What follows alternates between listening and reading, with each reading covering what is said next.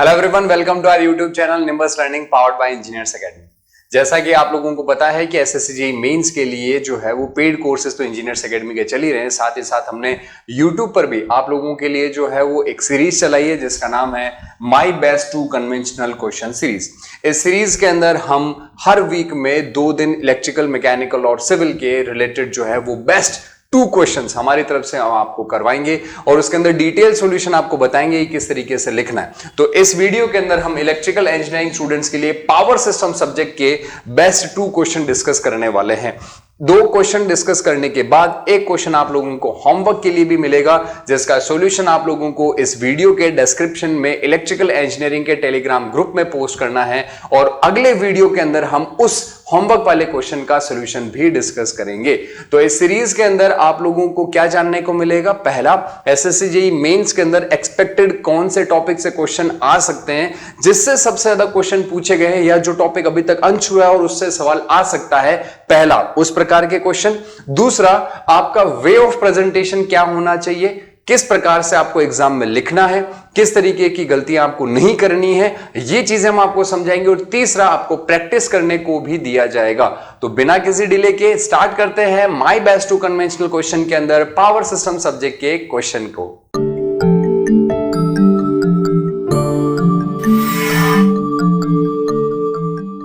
तो चलिए पहला क्वेश्चन यहां पर लेते हैं। पहला क्वेश्चन जो है वो आपसे ये पूछा जा सकता है कि ओवरहेड और अंडरग्राउंड सिस्टम जो है इसके बीच में आप डिफरेंस बताइए।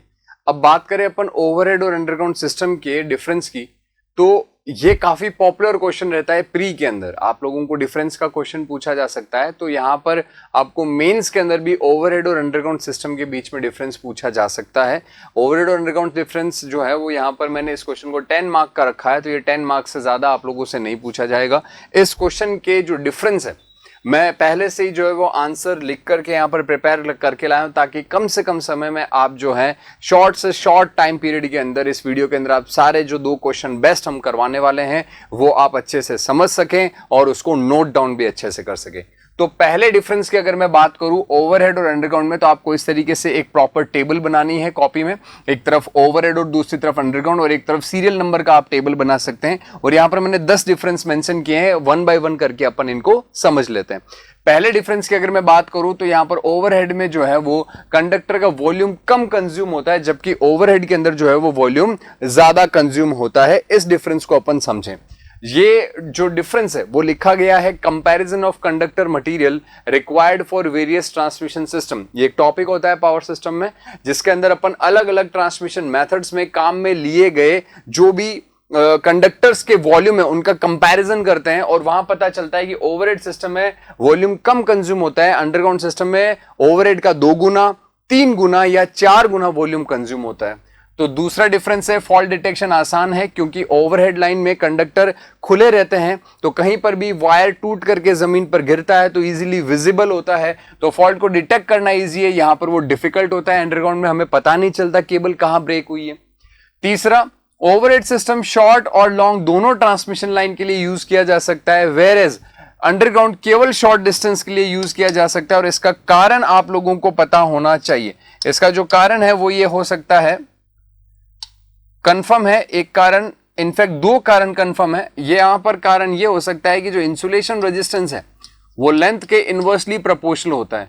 तो लाइन की लेंथ को जब आप इंक्रीज करेंगे तो इंसुलेशन रेजिस्टेंस डिक्रीज करेगा, और इंसुलेशन रेजिस्टेंस के डिक्रीज करने से लीकेज करंट का मान बढ़ेगा, और लीकेज करंट की वैल्यू के बढ़ने से केबल डैमेज हो जाएगी। इसीलिए यहां पर अपन को ये ध्यान रखना जरूरी है कि अंडरग्राउंड केवल शॉर्ट डिस्टेंस में यूज होगी और ओवरहेड लॉन्ग डिस्टेंस में भी यूज होती है और शॉर्ट में भी होती है। बात करें ओवरहेड सिस्टम में मेंटेनेंस कॉस्ट हाई रहता है जबकि यहां कम रहता है। इसका कारण क्या है? इसका कारण यह है कि यहां पर फ्रीक्वेंट जो है वो आपके फॉल्ट आते रहते हैं। यहां पर मेंटेनेंस कॉस्ट हाई होने का कारण क्या है? फ्रीक्वेंट फॉल्ट आने के चांसेस ज्यादा रहते हैं, तो फॉल्ट के फ्रीक्वेंट होने की वजह से बार बार रिपेयर करना पड़ता है, तो ये मेंटेनेंस कॉस्ट यहां हाई होती है। जबकि बात करें अंडरग्राउंड सिस्टम में तो फॉल्ट होने के चांसेस कम होने की वजह से यहां पर मेंटेनेंस कॉस्ट कम रहती है। बात करें अगले सवाल की, इंस्टॉलेशन कॉस्ट ओवरहेड सिस्टम का कम रहता है क्योंकि इसमें इंसुलेशन की रिक्वायरमेंट कम होती है, इसमें कंडक्टर मटेरियल की रिक्वायरमेंट कम होती है, जबकि ओवरहेड में अंडरग्राउंड की मैं बात करूं तो यहां पर दोनों ही कॉस्ट ज्यादा है। यहां पर अगर अपन बात करें तो कंडक्टर कॉस्ट जो है वो भी ज्यादा है, प्लस जो हमारा इंसुलेशन यूज किया जाता है उसका कॉस्ट भी क्या रहता है, ज्यादा रहता है। तो इस वजह से यहां पर इसका इंस्टॉलेशन कॉस्ट ज्यादा, इसका कम है। यहां चार्जिंग करंट कम है क्योंकि यहां पर कंडक्टर्स के बीच में ओवरहेड में डिस्टेंस ज्यादा है तो कैपेसिटेंस रिड्यूस हो जाता है, तो इसकी वजह से चार्जिंग करंट कम है। यहां चार्जिंग करंट ज्यादा है क्योंकि केबल में कैपेसिटिव नेचर बहुत ही ज्यादा हाई होता है और इस वजह से चार्जिंग करंट भी ज्यादा बहती है। ओवरहेड की बात करें तो इंसुलेशन की कॉस्ट कम लगती है, अंडरग्राउंड में इंसुलेशन की कॉस्ट ज्यादा लगती है क्योंकि यहां पर कंडक्टर के ऊपर air will be working as a insulating medium, but in the case of underground system we need to provide continuous insulation over the conductor. तो कंडक्टर के ऊपर लगातार लंबाई, जितना लंबा कंडक्टर है कोर इनफैक्ट जो है उतना ही लंबा आपको इंसुलेशन करना पड़ता है, इस वजह से इसका कॉस्ट जो है वो हाई रहता है। बात करूं मैं नेक्स्ट डिफरेंस की तो यहां लिखा है लेस सेफ्टी। ओवरहेड सिस्टम में फॉल्ट आने के चांसेस ज्यादा है। वायर टूट करके जमीन पे जब गिरता है तो वहां पर स्पार्किंग की वजह से आग लग सकती है, अगर कचरा पड़ा है उसमें आग लग सकती है, किसी ह्यूमन पर अगर गिर जाए, किसी व्हीकल पर गिर जाए तो उसको डैमेज होने के चांसेस ज्यादा है। पेड़ पर गिर जाए वो जल सकता है, उससे आसपास को दिक्कत हो सकती है। पेड़ में जो जानवर अभी रह रहे हैं अगर वायर उसके ऊपर गिर गया टूट करके, पेड़ में आग लग गई तो उन जानवरों की भी डेथ हो सकती है। तो इस वजह से ये सेफ कम होता है, जबकि अंडरग्राउंड सिस्टम में ऐसी कोई दिक्कत नहीं होती, इसलिए इसकी सेफ्टी ज्यादा होती है।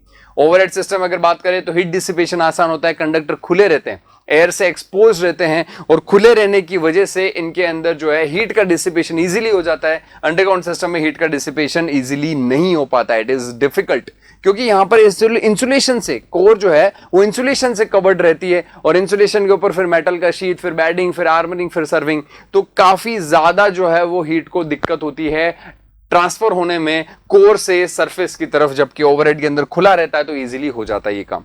और लास्ट डिफरेंस है कि ओवरहेड सिस्टम में कोरोना प्रेजेंट रहता है जबकि अंडरग्राउंड सिस्टम में एब्सेंट रहता है, क्योंकि कोरोना जो है वो एयर के आयोनाइजेशन की वजह से होता है। ओवरहेड सिस्टम में कंडक्टर के चारों ओर air will be working as a insulation, तो वहां पर कोरोना होने के चांसेस ज्यादा हैं। जबकि अगर मैं बात करूं यहां पर अंडरग्राउंड सिस्टम में तो यहां पर कोरोना होने के चांसेस क्या रहते हैं, कम रहते हैं, क्योंकि यहां पर इनफैक्ट कम नहीं, जीरो होते हैं। वो इसलिए क्योंकि यहां पर एयर नहीं, यहां पर सॉलिड इंसुलेशन का यूज किया जाता है, इस वजह से यहां पर कोरोना जो है वो एब्सेंट रहता है, यहां प्रेजेंट रहता है। कोरोना की वजह से जो रेडियो इंटरफेरेंस होता है वो भी यहां पर प्रेजेंट रहेगा, जबकि यहां वो एब्सेंट रहेगा। तो इस तरीके से आप लोगों को ये क्वेश्चन जो है वो पूछा जा सकता है, पहला क्वेश्चन, जहां पर आपको ओवरहेड और अंडरग्राउंड सिस्टम का डिफरेंस इस तरीके से प्रॉपर सिस्टमैटिकली लिखना है। क्लियर है सबको? क्वेश्चन नंबर 2 की अगर मैं बात करूं तो सेकंड क्वेश्चन यहां पर मैं कोरोना टॉपिक से आपके लिए लेकर के आया हूं और इस टॉपिक से क्वेश्चन पूछा जा सकता है आप लोगों से। तो कोरोना क्या होता है और इसको कौन कौन से फैक्टर अफेक्ट करते हैं, इससे रिलेटेड क्वेश्चन आप लोगों से एग्जाम में पूछा जा सकता है। ये बहुत ही इंपॉर्टेंट टॉपिक बनता है। So explain the factors affecting corona losses. Corona loss को प्रभावित करने वाले कारकों के बारे में आपको बताना है और ये क्वेश्चन मैंने 15 मार्क का जो है वो सेट किया है। आप लोगों से 15 मार्क में ही पूछा जा सकता है, तो आपको किस तरीके से जवाब लिखना है उसके बारे में जरा यहाँ ध्यान से देखिए। मैंने सिस्टमैटिकली एक एक पॉइंट को यहाँ पर मेंशन किया है ताकि आप लोग हूबहू वैसा ही लिख पाए। पहला जो पॉइंट है अपन यहां पर ये लिखेंगे, the following factors affects corona the most. यहां पर ये जो पॉइंट हम लिखने वाले हैं ये कोरोना को सबसे ज्यादा प्रभावित करते हैं। ये हर बार किसी भी थ्योरेटिकल क्वेश्चन को पूछने के दौरान आपको स्टार्टिंग में लिखना चाहिए। फिर उसके बाद में पहला पॉइंट अपन ने हेडिंग बना करके लिखा, कंडक्टर सरफेस ग्रेडियंट, यानी कि चालक की सतह प्रवणता, और उसके नीचे अंडरलाइन करके फिर अपन ने इसको डिटेल में एक्सप्लेन किया कि हम जानते हैं, वी नो दैट कि जी मैक्स जो मैक्सिमम स्ट्रेस का वैल्यू होता है उसका value V upon R ln capital R by small r से रिप्रेजेंट किया जाता है और इसका यूनिट भी होता है kV अपॉन mm करके अपन इसकी यूनिट भी मेंशन यहां पर कर सकते हैं। अगर मैं बात करूं कि कंडक्टर के सरफेस पर डाइलेक्ट्रिक स्ट्रेस मैक्सिमम होता है तो इसका मीनिंग क्या है? मीनिंग यह है कि कंडक्टर की सरफेस के ऊपर डाइलेक्ट्रिक स्ट्रेस मतलब इंसुलेशन पर स्ट्रेस। अब यहां कंडक्टर के चारों ओर ओवरहेड सिस्टम में कौन है? एयर। तो वो जो स्ट्रेस अप्लाई हो रहा है वो किसके ऊपर हो रहा है? एयर पर अप्लाई हो रहा है। तो एयर के ऊपर जो डाइलेक्ट्रिक स्ट्रेस अप्लाई हो रहा है वो एयर को क्या करेगा? आयोनाइज करने का काम करेगा।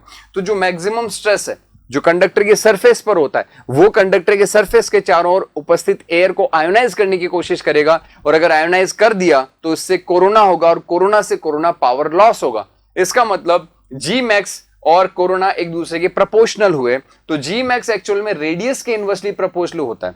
तो अगर आप कंडक्टर का रेडियस बढ़ा देंगे तो कंडक्टर के सरफेस पर डाइलेक्ट्रिक स्ट्रेस रिड्यूस करेगा और डाइलेक्ट्रिक स्ट्रेस रिड्यूस करने से कोरोना लॉसेस भी क्या करेंगे, रिड्यूस होंगे, क्योंकि कोरोना कम होगा पहले के कंपैरिजन में। और ये आप लोग अंडरग्राउंड केबल में डिस्कस करते हैं कि कोर पर स्ट्रेस मैक्सिमम और शीथ पर मिनिमम होता है। ये कंसेप्ट ओवरहेड लाइन पर भी लागू होता है। दूसरे पॉइंट की अगर मैं बात करूं, इस चीज को लिखने के लिए अपन इसको प्रॉपर लिखेंगे, क्योंकि फॉर्मूला लिखने से अपन ये चीज ये नहीं मान सकते कि एग्जामिनर को समझ में आ जाएगा, देख लेगा।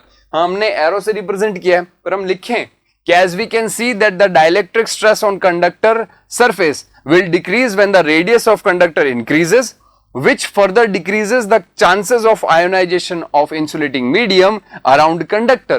हमने ये लिखा है कि भैया हम यहां से देख सकते हैं कि डाइलेक्ट्रिक स्ट्रेस रेडियस के बढ़ने पर डिक्रीज करता है, जिसकी वजह से कंडक्टर के चारों ओर इंसुलेटिंग मीडियम के आयोनाइजेशन होने के चांसेस डिक्रीज करते हैं और उससे फिर कोरोना डिक्रीज करेगा। ये अपन ने एक्सप्लेन कर दिया।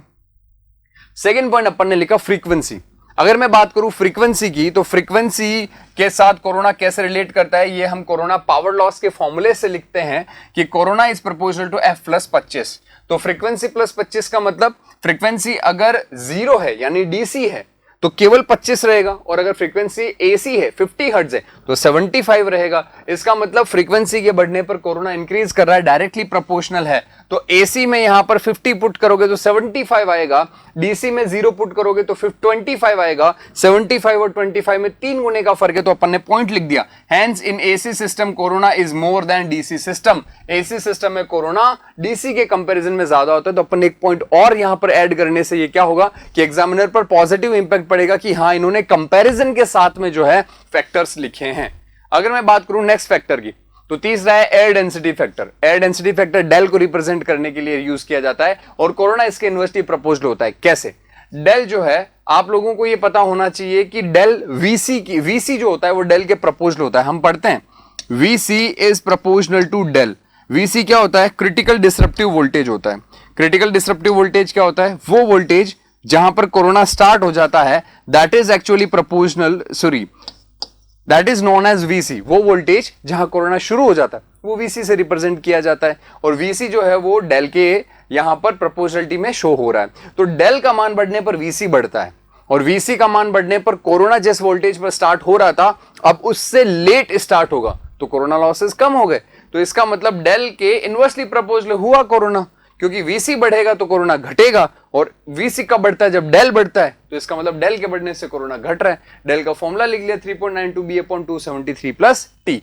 तो यहां पर डेल जो है वो बैरोमेट्रिक प्रेशर पे और टेम्परेचर पे डिपेंड करता है। तो अपन यहां पर टेम्परेचर से रिलेटेड बात लिख दें कि समर के अंदर टेम्परेचर बढ़ेगा, डेल घटेगा, डेल घटेगा, कोरोना बढ़ेगा। तो समर वेदर में या फिर हिल स्टेशन के अंदर कोरोना जो है वो ज्यादा होगा। हिल स्टेशन पे कोरोना ज्यादा क्यों होगा? क्योंकि हिल स्टेशन पे प्रेशर घटेगा। और गर्मियों में कोरोना ज्यादा क्यों होगा? क्योंकि डेल बढ़ेगा। दोनों के प्रेशर के घटने और टेम्परेचर के बढ़ने की वजह से डेल घटता है, और डेल के घटने से कोरोना बढ़ता है। तो ये पॉइंट एक साथ एक ही पॉइंट में अपन ने यहां पर मेंशन कर दिया। इस तरीके से लिखेंगे तो आपको परफेक्ट मार्क्स मिलेंगे।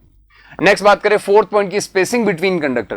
कंडक्टर के बीच की स्पेसिंग का क्या फर्क पड़ता है? तो हमने यहां पर यह भी देखा है कि जो क्रिटिकल वोल्टेज होता है वो ln/r के प्रोपोर्शनल होता है। ये यहां पर देखो मैंने मेंशन किया है, critical voltage is proportional to ln distance between conductor. अपन फॉर्मूला लिखते हैं तो Vc is proportional to ln/d/r आ रहा है। तो यहां पर d डिस्टेंस के प्रोपोर्शनल आ रहा है, तो डिस्टेंस बढ़ाएंगे तो यहां पर ln के अंदर ये वैल्यू बढ़ेगी, ये वैल्यू बढ़ेगी तो Vc बढ़ेगा, और Vc और कोरोना इनवर्सली प्रोपोर्शनल है, तो Vc के बढ़ने से कोरोना क्या करेगा? घटेगा। ये मैंने आपको अभी अभी एक्सप्लेन किया। तो डिस्टेंस के इंक्रीज करने पर भी कोरोना लॉसेस क्या करते हैं? डिक्रीज कर जाते हैं। किनके बीच? कंडक्टर के बीच की स्पेसिंग को बढ़ाने से। नेक्स्ट अगर बात करें, यहां पर अपन ने लिखा भी है, इस चीज को थ्योरेटिकली एक्सप्लेन भी किया है कि hence if the distance between conductor increases corona losses decreases. तो ये अपन इसको मेंशन जरूर करें, केवल फॉर्मूला लिख करके एग्जामिनर पे ना छोड़ दे कि हाँ भाई समझ लो, नहीं, फॉर्मूला लिख के रिलेशन एस्टेब्लिश करके और उसको थ्योरी में डिक्टेट करें ताकि आप लोग वहां पर बेहतर रिप्रेजेंटेशन शो कर सकें। क्लियर? नेक्स्ट अगर मैं बात करूं, यहां पर लिखा है corona is proportional to foul weather. अब फॉल वेदर का मतलब खराब मौसम। खराब मौसम का मतलब जहां पर धुआं, कचरा, पोल्यूशन, फॉग, इस तरीके की चीजें वातावरण में मिक्स हो जाती हैं तो एयर की डाइलेक्ट्रिक स्ट्रेंथ घट जाती है। एयर में पोल्यूशन कंटेंट के बढ़ने से डाइलेक्ट्रिक स्ट्रेंथ का वीक होना, और डाइलेक्ट्रिक स्ट्रेंथ के वीक होने से कोरोना होने के चांसेस का बढ़ना आम बात है। तो ये इसीलिए लिखा है कि corona proportional to foul weather, यानी फॉग प्लस स्मोक, धुआं, कचरा, पोल्यूशन, इस तरीके की राख के कण वगैरह जब एयर में ज्यादा होंगे तो एयर आयोनाइज जल्दी होगी, और एयर आयोनाइज जल्दी होगी तो कोरोना लॉसेस क्या कर गए, बढ़ गए। तो यहां पर अपन ने इसीलिए लिखा है कि corona is proportional to, actually proportional to what, foul weather. बात करें नेक्स्ट क्वेश्चन की, नेक्स्ट पॉइंट की, 6 नंबर पॉइंट अपन ने लिया है यहां पर, कंडीशन ऑफ कंडक्टर सरफेस। इसका मतलब क्या, इसका मतलब कंडक्टर की सरफेस जो है उसकी कंडीशन कैसी है। अगर कंडीशन रफ है, स्क्रैचेस वगैरह लगे हुए, तो रफ या स्क्रैचेस वाली सरफेस के ऊपर जो एयर होगी अंदर, जैसे मैंने ये पिंक कलर से जो लाइंस बनाई है, ये समझ लीजिए कि दरारें हैं और इन दरारों में एयर है। तो एयर जब आयोनाइज होगी, क्यों आयोनाइज होगी सर, क्योंकि एयर जो है सरफेस के ऊपर स्ट्रेस ज्यादा होगा। एयर के मतलब कंडक्टर के सरफेस पे स्ट्रेस क्या होगा, सरफेस पे स्ट्रेस जो है वो ज्यादा होगा, जी मैक्स ज्यादा होता है, ये हमें पता है। और सरफेस पे स्ट्रेस ज्यादा होगा तो क्या होगा, आयोनाइजेशन। और एयर में जैसे ऑक्सीजन है तो वो आयोनाइज होकर के O+O में टूट जाएगी। ये ऑक्सीजन नेसेंट ऑक्सीजन होती है, ये तुरंत रिएक्ट कर लेती है किसी ना किसी से। तो एक ऑक्सीजन का जो एटम है वो O2 से रिएक्ट करके O3 बना लेगा, और एक जो है वो N2 से रिएक्ट करके N2O बना लेगा, क्योंकि एनवायरनमेंट में ऑक्सीजन और नाइट्रोजन एबंडेंट मात्रा में अवेलेबल है। तो ऑक्सीजन एक O2 से रिएक्ट करके ओजोन, और एक नाइट्रोजन से रिएक्ट करके नाइट्रोजन के ऑक्साइड बना लेती है। तो मैंने जो ये ब्लू कलर से लाइंस बनाई, इसका मतलब ये नाइट्रोजन का ऑक्साइड समय के साथ यहां पर भर गया है पूरी तरीके से, और यहां पर अभी भी आयोनाइजेशन चल रहा है। तो समय के साथ जो सरफेस रफ होती है वो कोरोना की वजह से स्मूथ हो जाती है, मगर जब तक वो स्मूथ नहीं होती तब तक ये कोरोना होता रहता है, जिसकी वजह से एडिशनल पावर लॉसेस देखने को मिलते हैं। नेक्स्ट पॉइंट लिखा है अपन ने यहां पर, इसी चीज को एक्सप्लेन किया है कि कंडक्टर की सरफेस अगर स्मूथ होगी तो कोरोना कम होगा, और कंडक्टर की सरफेस नॉन यूनिफॉर्म होगी, रफ होगी, तो कोरोना ज्यादा होगा। नेक्स्ट अपन ने एक पॉइंट लिखा है, corona is proportional to humidity. अगर एयर में मॉइस्चर कंटेंट ज्यादा है तो मॉइस्चर कंटेंट के ज्यादा होने की वजह से कोरोना क्या करेगा, बढ़ जाएगा। तो मॉइस्चर कंटेंट का ज्यादा होना कोरोना जो है उसको बढ़ावा देगा, क्योंकि मॉइस्चर के आने से एयर का डाइलेक्ट्रिक स्ट्रेंथ वीक होगा, और एयर के डाइलेक्ट्रिक स्ट्रेंथ के वीक होते ही एयर के आयोनाइजेशन के चांसेस बढ़ जाएंगे। क्लियर सबको। नेक्स्ट 8वां पॉइंट लिखा है, for HVDC line. HVDC line के अंदर पॉजिटिव पोलरिटी में कोरोना ज्यादा होता है और नेगेटिव पोलरिटी वायर में कोरोना कम होता है, और इसी वजह से अपन मोनोपोलर लिंक का यूज करते हैं। मोनोपोलर लिंक के अंदर नेगेटिव पोलरिटी यूज होती है, और साथ ही साथ अगर अपन बात करें होमोपोलर, तो होमोपोलर के अंदर भी दोनों नेगेटिव वायर्स का ही यूज किया जाता है। क्लियर। और लास्ट, एक सेकंड लास्ट लिखा है, corona proportional to number of ions. इसका मतलब क्या, जितने ज्यादा आयंस आयोनाइजेशन से बनेंगे वो फर्दर आयोनाइजेशन बढ़ा और ज्यादा करेंगे, क्योंकि ये चेन प्रोसेस है। एक आयन से एक मॉलिक्यूल टूटा एयर का, एक और बन गया, 2 आगे चल करके 4 बनाएंगे, 4 से फिर 8, 8 से 16, लगातार क्यूमुलेटिव प्रोसेस है, आयन से आयन बनते चले जाते हैं। तो जितने ज्यादा आयन बनेंगे कोरोना जो है उसका मान उतना ही ज्यादा बढ़ता चला जाएगा।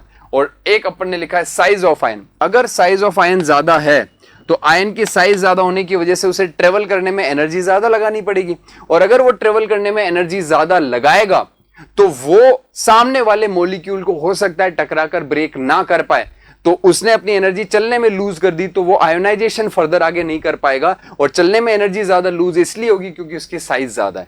तो ये कुछ फैक्टर्स थे, 10 पॉइंट लिखे अपन ने प्रॉपर पूरी डिफाइन करके फॉर्मूले के साथ में, थ्योरी के साथ में, ताकि आपको 100% मार्क्स मिल सके। तो ये था question number 2, explain the factors affecting corona.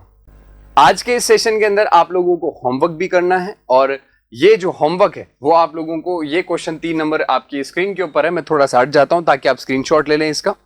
ये जो क्वेश्चन है ये आप लोगों को होमवर्क में करना है, और इस वीडियो के डिस्क्रिप्शन के अंदर आप लोगों को इंजीनियर्स एकेडमी का टेलीग्राम ग्रुप मिल जाएगा। इलेक्ट्रिकल इंजीनियरिंग स्टूडेंट्स जिन्होंने इसे ज्वाइन नहीं किया है वो टेलीग्राम ग्रुप के अंदर ज्वाइन करके इस क्वेश्चन का आंसर सेंड कर सकते हैं। जो नेक्स्ट वीडियो होगा उसके अंदर हम इसके सोल्यूशन को डिस्कस करेंगे। चलिए आज के लिए इतना ही। नंबर्स लर्निंग, यह फ्यूचर की तैयारी। If you really like the video, please hit the like button, share the video, subscribe to our YouTube channel and press the bell icon for the latest updates. Thank you.